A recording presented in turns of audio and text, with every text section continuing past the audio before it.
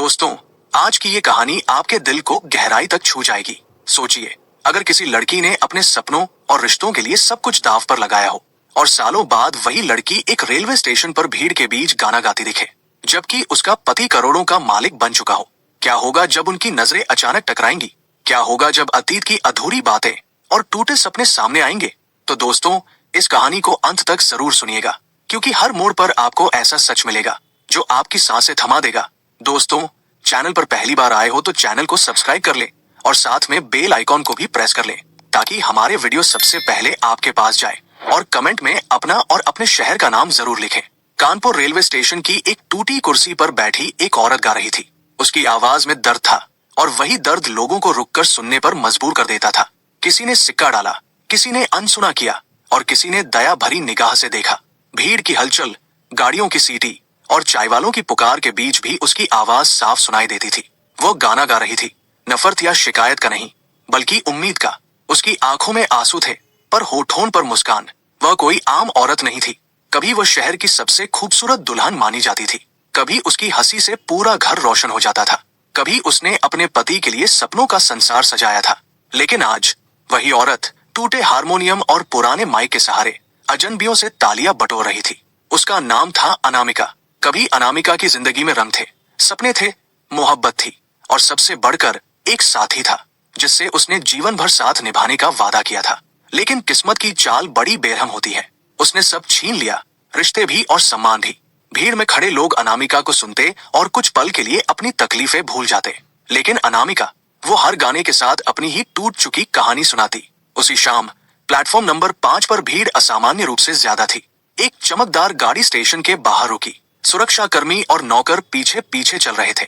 भीड़ चीरते हुए एक शख्स प्लेटफॉर्म पर आया। उसकी चाल में आत्मविश्वास था, कपड़ों में शान और चेहरे पर सफलता की झलक। वह था अर्णव, शहर का मशहूर कारोबारी। करोड़ों की कंपनी, आलीशान घर और अखबारों में छपती तस्वीरें, सब उसी के नाम था। लोग उसकी ओर देखते ही पहचान गए। भीड़ में कानाफूसी शुरू हो गई, पर अर्णव किसी की ओर ध्यान नहीं दे रहा था। वह सिर्फ अपनी ट्रेन का इंतजार कर रहा था। लेकिन तभी उसकी नजर उस ओर पड़ी जहां भीड़ के बीच एक टूटी कुर्सी पर बैठी अनामिका गा रही थी। पल भर के लिए उसका दिल थम गया। वह चेहरा जिसे उसने कभी अपने सपनों की रानी कहा था, वही चेहरा आज धूल और आंसुओं से ढका हुआ था। वो औरत जिसे उसने कभी 7 वचनों के साथ अपनाया था, वही औरत आज लोगों से गाना गाकर गुजारा कर रही थी। अर्णव की आंखें चौंधिया गई, उसकी सांसें तेज हो गई। ये कैसे हो सकता है, उसने सोचा। ये वही अनामिका है, मेरी पत्नी। भीड़ अब भी उसकी आवाज में खोई हुई थी, लेकिन अर्णव के लिए मानो पूरा स्टेशन खामोश हो गया था। उसके कानों में सिर्फ अनामिका का गाना गूंज रहा था और दिल में सवालों की बाढ़ उमड़ आई थी। अर्णव वहीं खड़ा रह गया। उसके कदम आगे बढ़ने से इनकार कर रहे थे। अनामिका ने उसे देखा नहीं। उसके लिए तो हर शख्स आज बस भीड़ का हिस्सा था, लेकिन अर्णव के लिए ये नजारा उसकी रूह को झकझोर देने वाला था। क्या हुआ था इन सालों में?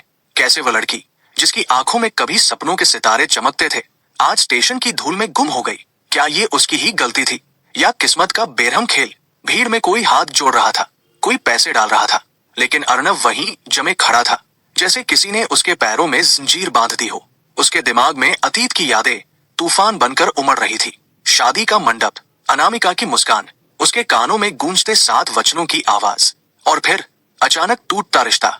अनामिका गा रही थी, जिंदगी ने छीना बहुत कुछ, पर उम्मीद अब भी बाकी है।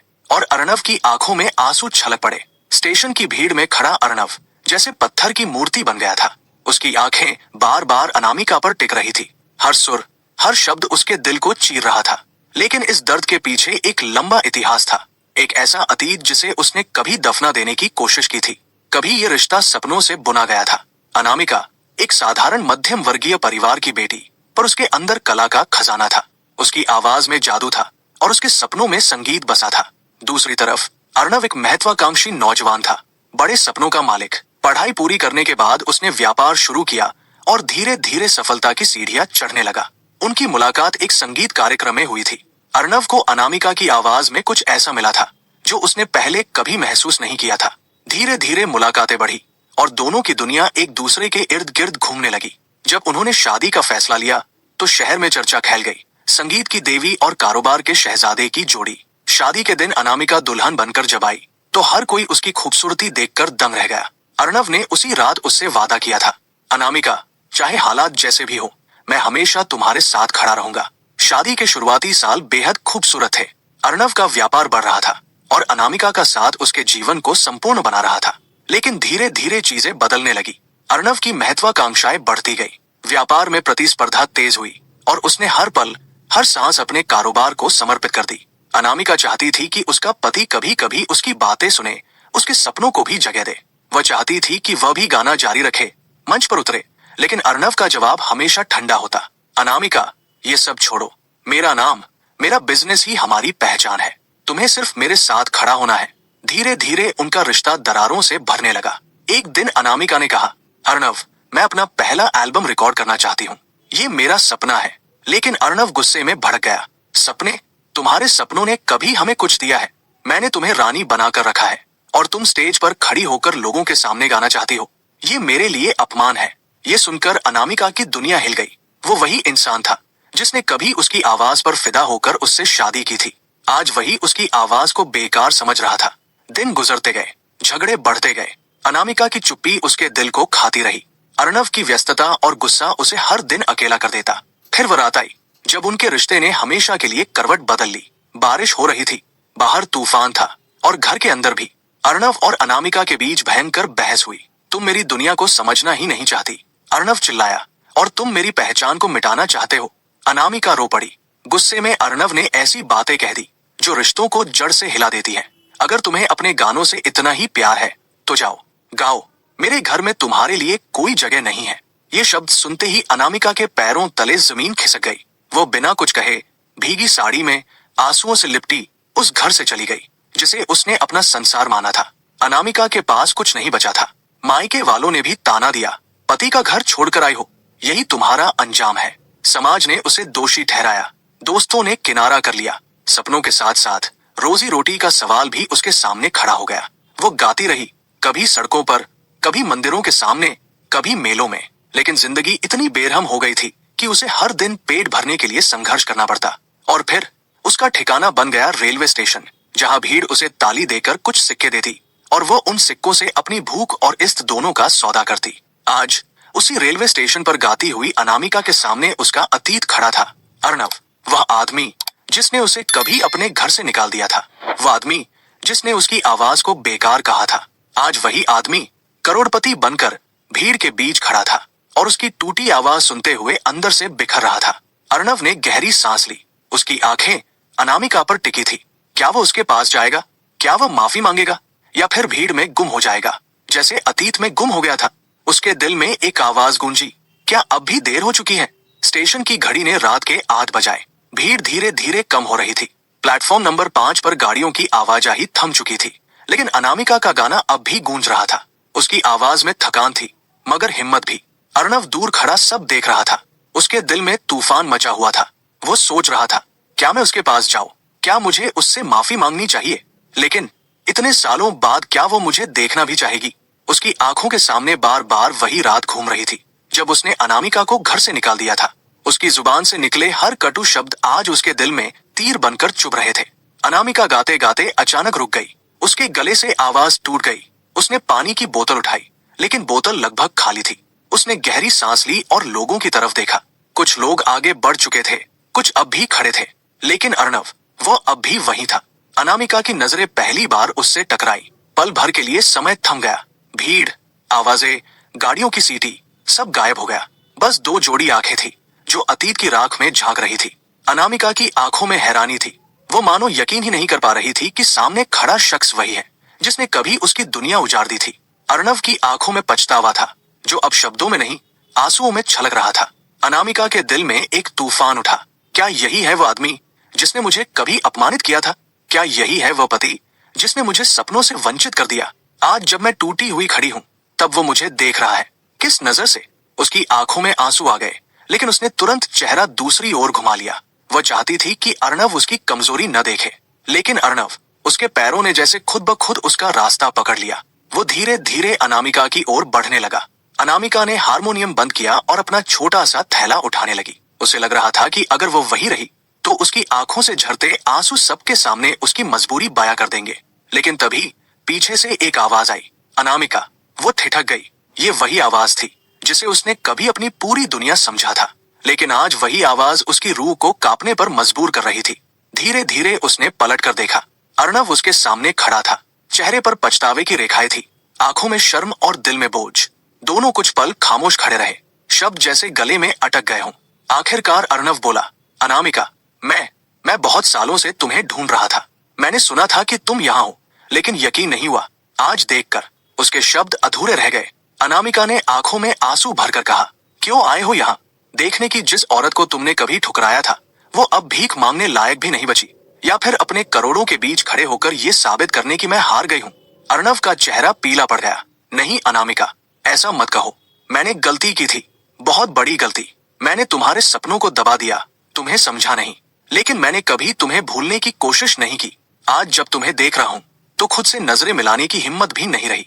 अनामिका का दिल कांप गया, लेकिन उसने खुद को संभाला। गलती? ये सिर्फ गलती थी तुम्हारे लिए, मेरे लिए तो ये जिंदगी की सजा बन गई। तुमने मुझे घर से निकाला, दुनिया के सामने बेइज्जत किया, और आज जब मैं अपनी इज्जत बचाने के लिए स्टेशन पर गाती हूँ, तब तुम्हें मेरी याद आ गई। उसकी हर बात तीर बनकर अर्णव के दिल को चीर रही थी। अचानक एक छोटा बच्चा दौड़ता हुआ अनामिका के पास आया। उसके हाथ में बासी रोटी का टुकड़ा था। माँ, भूख लगी है। अर्णव के कदम वहीं जम गए। उसकी आंखें चौंधिया गई। माँ, ये बच्चा अनामिका का है। उसके दिल में एक और झटका लगा। क्या ये मेरा बेटा है? अनामिका ने तुरंत बच्चे को गोद में उठा लिया और आंचल से उसका चेहरा पोंछा। उसकी आंखों से आंसू टपक रहे थे, लेकिन वह बेटे के सामने मुस्कुराने की कोशिश कर रही थी। अर्णव वहीं खड़ा रह गया, हैरान, टूट चुका और सवालों में घिरा हुआ। प्लेटफॉर्म की हवा अचानक भारी हो गई थी। अनामिका ने अपने छोटे बेटे को सीने से चिपका लिया था, जैसे दुनिया की सारी ठोकरों से उसे बचाना चाहती हो। अर्णव वहीं खड़ा था, उसकी आंखें उस बच्चे पर टिकी थी। हर सांस के साथ उसके मन में सवालों की आग सुलग रही थी। क्या ये सच में मेरा बेटा है? अगर हाँ, तो मैंने कितने साल उससे दूर गुजारे? मैंने उसे पिता का नाम, पिता का प्यार कुछ भी नहीं दिया। उसके दिल में अपराध बोध की चोट और गहरी होती जा रही थी। बच्चे ने अपनी मासूम आंखों से अर्णव की तरफ देखा। माँ, ये कौन है? उसकी आवाज भोली थी, लेकिन सवाल अर्णव के दिल में तूफान ले आया। अनामिका ने झिझकते हुए कहा, बेटा, ये कोई नहीं, बस राहगीर है। अर्णव के दिल में ये सुनकर चुभन हुई। कोई नहीं? जिस औरत ने कभी उसे अपनी दुनिया कहा था, आज उसी के सामने उसे कोई नहीं बता रही थी। लेकिन क्या वह इस कोई नहीं की पहचान फिर से पा सकेगा? अनामिका ने बच्चे को गोद से उतारा और उसका हाथ पकड़कर जाने लगी। लेकिन अर्णव ने धीमी आवाज में कहा, अनामिका, क्या ये मेरा बेटा है? उसके सवाल पर अनामिका ठिठक गई। उसकी आंखों से आंसू छलक पड़े, पर होंठ बंद रहे। मैंने कभी तुम्हें धोखा नहीं दिया अर्णव। ये बच्चा उसी रिश्ते की निशानी है जिसे तुमने खुद अपने हाथों से तोड़ा था। उसकी आवाज कांप रही थी, लेकिन शब्द तलवार की तरह थे। अर्णव की आंखों से आंसू बह निकले। तो इसका मतलब मैं इस बच्चे का पिता हूँ? अनामिका ने उसे कठोर नजरों से देखा। पिता वो होता है जो अपने बच्चे का हाथ थामे, उसे भूख से बचाए, उसकी हंसी का सहारा बने। तुम कहाँ थे जब ये बच्चा भूख से रोता था? तुम कहाँ थे जब ये सर्दी में कांप रहा था और मैं उसके लिए रोटी खोज रही थी? आज तुम खुद को पिता कहने का हकदार नहीं हो। अर्णव वहीं जमीन पर बैठ गया। उसके दिल का बोझ अब और सहन नहीं हो रहा था। अनामिका, मुझे माफ कर दो।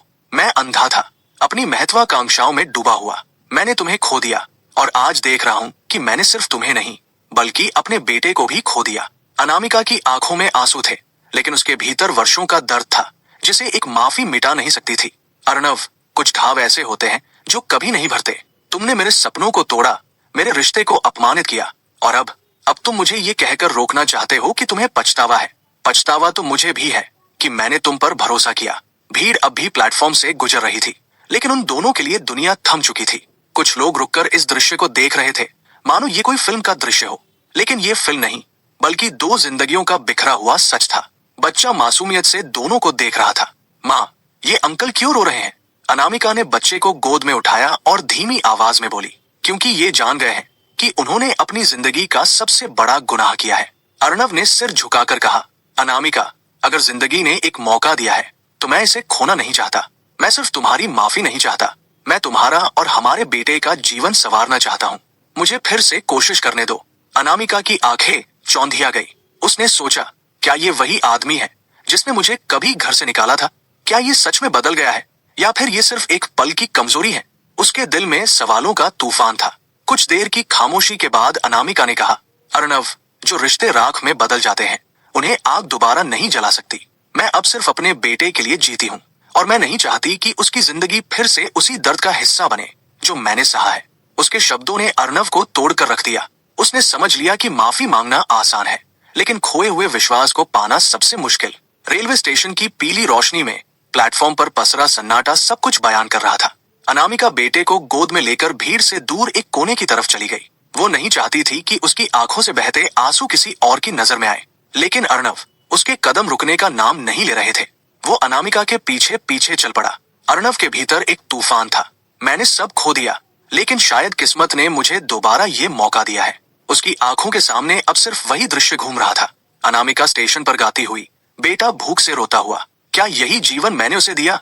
क्या यही बन पाया मैं? पति और पिता होकर भी एक अजनबी। उसका दिल अपराध बोध से भरा हुआ था। अनामिका ने बेटे को कंबल से ढका और जमीन पर बिछे बोरे पर बैठ गई। उसकी आंखें अब सूख चुकी थी, पर चेहरा थकान और पीड़ा से भरा था। बेटा माँ की गोद में सिर रखकर धीरे धीरे नींद में चला गया। अनामिका उसके माथे को चूमते हुए सोच रही थी, ये बच्चा मेरी सबसे बड़ी पूंजी है। मैं इसे किसी भी हालत में दुख नहीं सहने दूंगी। लेकिन भीतर ही भीतर वह जानती थी कि हालात उसके खिलाफ है। गाना गाकर जितना कमाती थी, उससे मुश्किल से 2 वक्त की रोटी का इंतजाम होता। धीरे धीरे अर्नव उसके सामने आकर खड़ा हो गया। उसने हिम्मत जुटाकर कहा, अनामिका, मैं जानता हूँ मैंने तुम्हें बहुत दर्द दिया है, लेकिन कम से कम इस बच्चे के लिए मुझे तुम्हारे साथ खड़े होने दो। मैं उसे वो सब देना चाहता हूँ जो मैंने कभी नहीं दिया। अनामिका ने सिर उठाकर उसकी ओर देखा। उसकी आंखों में आंसू नहीं थे, पर उनमें ठंडी चुभन थी। क्यों अर्नव? ताकि लोग कहें कि करोड़पति पति ने दया दिखाकर अपनी बीवी और बेटे को अपनाया। नहीं, मुझे दया नहीं चाहिए। अर्नव चुप हो गया। उसके पास शब्द नहीं बचे थे। उसी वक्त कुछ राहगीर ठहर कर उन्हें देखने लगे।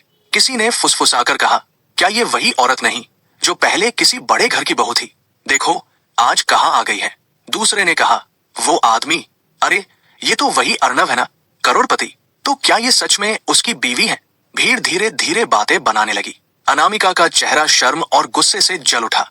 उसने अर्नव से कहा, देखा, यही वजह है कि मैं तुम्हें पास नहीं आने देना चाहती। लोग अब भी मुझे तुम्हारे नाम से तौलेंगे। मैं अपने बेटे को इन फुसफुसाहटों के बीच बड़ा नहीं करना चाहती। अर्नव ने दृढ़ आवाज में कहा, नहीं अनामिका, अब और किसी की बात मायने नहीं रखेगी। मैं वादा करता हूँ, चाहे तुम मुझे स्वीकार करो या नहीं, मैं तुम्हारे बेटे का सहारा बनूंगा। मैं उसकी जिंदगी को वैसा ही उजाला दूंगा जैसा उसे मिलना चाहिए। अनामिका ने कटाक्ष से कहा, सहारा? सहारा देने का अधिकार खो चुके हो तुम। सहारा वही दे सकता है जो कभी साथ खड़ा रहा हो। लेकिन भीतर ही भीतर उसका दिल कांप रहा था। क्या वह सच में अपने बेटे को उस सुविधा से दूर रख पाएगी जिसे अर्नव दे सकता था? रात गहराती गई। स्टेशन लगभग खाली हो चुका था। अनामिका बेटे के साथ एक कोने में सो गई और अर्नव वहीं पास खड़ा दीवार से टिककर सारी रात जागता रहा। उसकी आंखों में नींद नहीं थी, बस पछतावा, डर और उम्मीद। उसने सोचा, शायद ये रात मेरे जीवन का सबसे बड़ा इम्तिहान है। अगर मैंने इसे पार कर लिया तो मैं अपने रिश्ते को बचा पाऊंगा। सुबह की पहली ट्रेन की सीटी बजी। सूरज की हल्की किरणें प्लेटफॉर्म पर बिखर गई। अनामिका ने बेटे को उठाकर गले से लगाया और गाने के लिए तैयार होने लगी। अर्नव अब भी वहीं था, थका हुआ, पर उसके चेहरे पर एक नया संकल्प था। चाहे कुछ भी हो, अब मैं अनामिका और अपने बेटे की जिंदगी बदल कर रहूंगा। सुबह का उजाला अब पूरे स्टेशन पर फैल चुका था। अनामिका ने बेटे को तैयार किया और गाने के लिए जगह खोजने लगी। वहीं पास में अर्नव खड़ा था। उसकी नजरें हर पल अनामिका और बेटे पर टिकी थी। बेटा अचानक अर्नव की ओर देखता है। उसकी मासूम आंखों में चमक थी। मम्मा, ये अंकल पूरी रात हमारे पास ही खड़े थे। ये कौन है? अनामिका का दिल एक पल को कांप गया। वो जवाब देने ही वाली थी कि अर्नव झुककर बच्चे से बोला, मैं तुम्हारा दोस्त हूँ। बेटे ने मासूमियत से कहा, तो फिर दोस्त, क्या तुम मुझे एक खिलौना ला दोगे? मेरे पास कोई खिलौना नहीं है। अर्नव की आंखें भर आई। हाँ बिल्कुल, तुम्हें जितने खिलौने चाहिए सब दूंगा। अनामिका ने तुरंत बेटे का हाथ पकड़ लिया। नहीं, किसी से कुछ मत मांगना, हमें किसी की दया नहीं चाहिए। बेटा मासूमियत से माँ की ओर देखने लगा। लेकिन मम्मा, ये अच्छे लग रहे हैं। अर्नव ने अनामिका से कहा, अनामिका, मैं दया नहीं दिखा रहा, ये मेरा हक है उस बच्चे पर जो मेरा भी है। अनामिका का चेहरा सख्त हो गया। तुमने अपना हक बहुत पहले खो दिया था अर्नव, जब मैंने मदद मांगी थी और तुमने मुंह मोड़ लिया था। अब मेरे बेटे के पास आकर पिता होने का दावा मत करो। उस वक्त प्लेटफॉर्म पर खड़े कुछ लोग तमाशा देखने लगे। किसी ने ताना मारा, वारे जमाना, करोड़पति आदमी की बीवी यहाँ गाना गा रही है। और ये खड़ा देख रहा है। दूसरे ने कहा, अगर सच में मर्द है तो क्यों नहीं इसे अपने साथ ले जाता। अनामिका की आंखें भर आई। देखा अर्णव, यही वजह है कि मैं तुम्हारे साथ खड़े होने से डरती हूँ।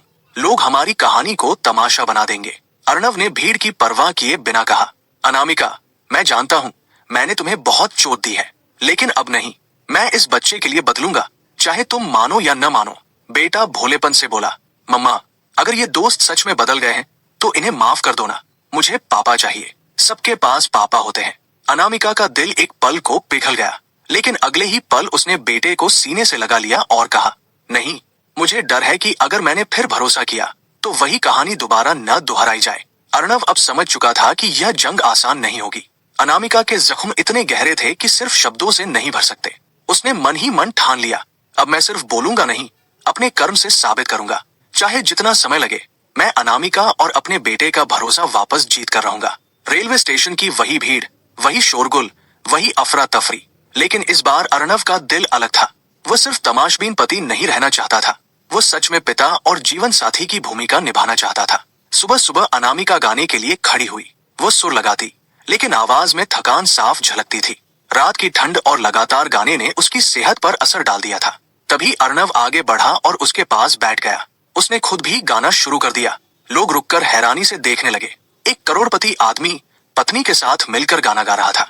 भीड़ में से कुछ ने पैसे डालना शुरू कर दिए। अनामिका स्तब्ध थी। तुम ये सब क्यों कर रहे हो अर्णव ने धीमे स्वर में कहा, क्योंकि मैं तुम्हें अकेला नहीं छोड़ सकता। अगर तुम्हें गाकर जीना है तो मैं तुम्हारे साथ गाऊंगा। उस रात अनामिका देर तक सो नहीं सकी। उसके मन में सवालों का तूफान था। क्या अर्णव सचमुच बदल गया है या ये सब दिखावा है? अगर मैं फिर से भरोसा करूं और सब दोहराया गया तो? लेकिन बेटे की मुस्कान ने उसके दिल को डगमगा दिया। बेटा मासूमियत से बोला, मम्मा, जब पापा गा रहे थे तो मुझे बहुत अच्छा लगा। क्या वो हमारे साथ ही रहेंगे?